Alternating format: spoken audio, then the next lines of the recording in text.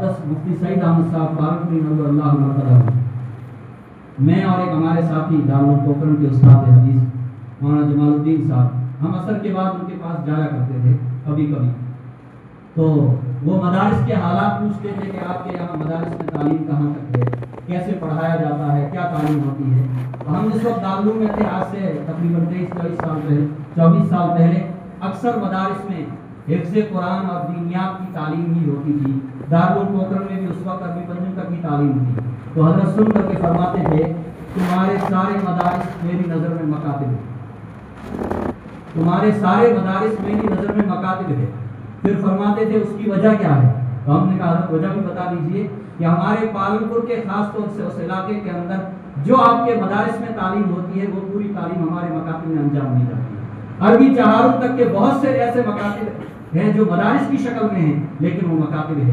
बच्चे सुबह आते हैं, शाम को आते हैं, इशा पढ़ के घर चले जाते हैं, नाश्ता घर से करके आते हैं, दोपहर का खाना घर जा करके खाते हैं, शाम का खाना असर के बाद घर जा करके खा के आ जाते हैं। तो हमारे मदारिस में आम तौर से दीनियात की तालीम और हिफ्ज़ कुरान की तालीम, अब बहुत से मदारिस के अंदर अरबी की तालीम भी शुरू हो गई है।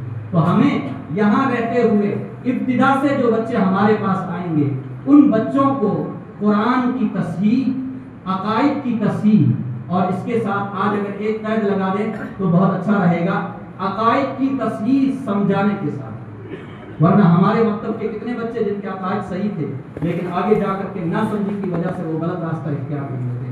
और कितने इलाकों के ऐसी खबरें आती है कि वहाँ के बच्चे हमारे मदारिस के मकातिब में पढ़े हुए थे, कोई कादियानी बन गया, कोई शकीली बन गया, कोई बरेलवी बन गया, कोई कुछ बन गया। क्यों?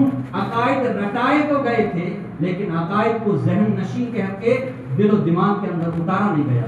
इसलिए जो बच्चे 11-12 साल के हों, मुराहिक हों, करीबुल बुलूग हों, उन बच्चों को अकाइद की तस्हीह के साथ आज के दौर के अंदर अकाइद को अच्छी तरह समझाना भी चाहिए।